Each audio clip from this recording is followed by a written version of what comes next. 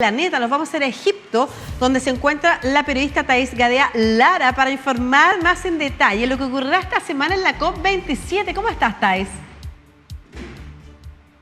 ¿Cómo estás? Muy bien. Bueno, buenos días allá. Acá ya ha pasado el mediodía. Exactamente donde estoy es en Sharm el Sheikh, Egipto, desde donde ayer inició la COP27, la Conferencia de Naciones Unidas sobre Cambio Climático, que vos sabés que desde que han llegado a consenso los países en 2015, ¿no? Con el Acuerdo de París para hacer frente al cambio climático, ahora cada conferencia lo que busca es avanzar en las negociaciones para una correcta y ambiciosa implementación del Acuerdo de París. Sabemos que aun si los países cumplen con los compromisos que ellos han asumido, o sea, si llegan a cumplir eso que se enunció, no estamos todavía en lograr limitar el calentamiento por debajo del 1,5 grados, que es lo que la ciencia nos dice nos llevaría a un escenario de efectos del cambio climático menos dramáticos. Con lo cual, aquí, en esta conferencia, los principales temas que se van a tratar es en ser más ambiciosos justamente en esos compromisos de reducción de emisiones, pero te diría que el eje transversal a todos los temas tiene que ver con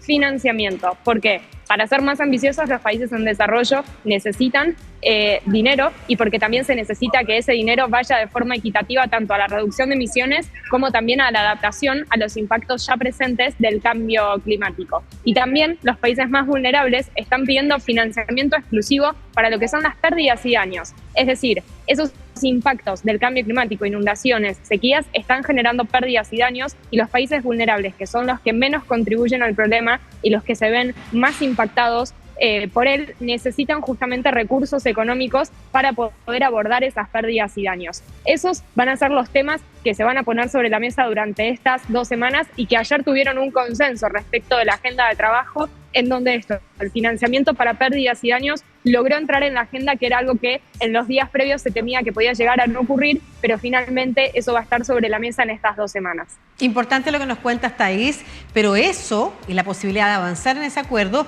depende también de quienes forman parte de los liderazgos de los países que asistan a la cumbre, ¿no es cierto? Si hay países que se restan de asistir, por ejemplo, u otros que tienen líderes comprometidos con el cambio climático, de aquello dependerá entonces qué soluciones se puedan tomar o qué acuerdos se puedan lograr en esta COP27.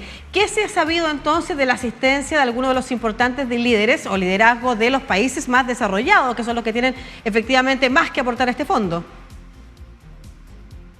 Sí, es cierto lo que tú dices, que muchas veces el hecho de participar, sobre todo en lo que son los eventos de alto nivel, aquí hoy empezó el alto nivel de esta edición de la conferencia, es un poco apoyar, ¿no?, este proceso de acción climática, y en esta COP hay bastantes ausencias. Todavía no ha aparecido en qué momento, en qué segmento de hoy y mañana va a hablar, por ejemplo, el presidente de Estados Unidos, Joe Biden, pero hasta el momento se ha dicho que él va a estar presente a lo largo de esta semana. De China, las últimas novedades que había es que no estaría presente. Que no esté igual el presidente no significa que no haya representantes de alto nivel de esos países. Ya de por sí los ministros de Ambiente o los representantes políticos a cargo justamente del área de acción climática sí están presentes aquí, y sus delegaciones están trabajando. Pero como vos bien dices, si el líder de un país está aquí presente, habla también, ¿no?, de la importancia que le da al tema en función también de su agenda. De hecho, déjame decirte que de América Latina, Gabriel Boric de Chile, Alberto Fernández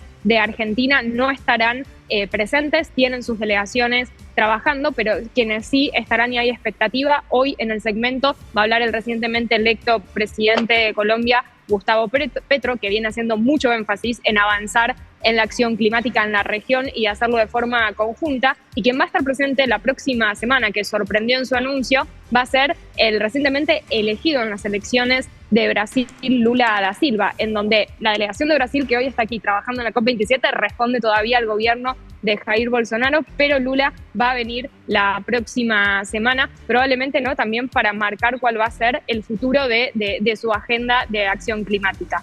Tal como decías, Thais, a veces no van los presidentes o primeros ministros o primeras ministras de un país, pero mandan algún representante comprometido. Tú mencionabas, por ejemplo, que en el caso chileno no asistirá Gabriel Boric, pero sí asistirá la ministra de Medio Ambiente, Maysa Rojas, que es una científica de alto nivel que ha participado en organismos internacionales precisamente vinculados a los temas de cambio climático. Recordemos que este gobierno se ha declarado como gobierno ecológico y en materia de relaciones internacionales ha impulsado una cancillería feminista y turquesa. Ha señalado también en materia de la protección de temas de medio ambiente como la protección de los océanos, entre otras materias. Ahora, ¿qué pasa, por ejemplo, en Reino Unido, donde Rishi Sunak responde a un gobierno que no está comprometido con esos cambios, pero, por ejemplo, tienen a un monarca que es ecologista y al que se le ha solicitado primero por Liz Truss y ahora por Rishi Sunak no asistir, lo que hablaría también de tensiones al interior de lo que pasa en Reino Unido con respecto a la mirada y el compromiso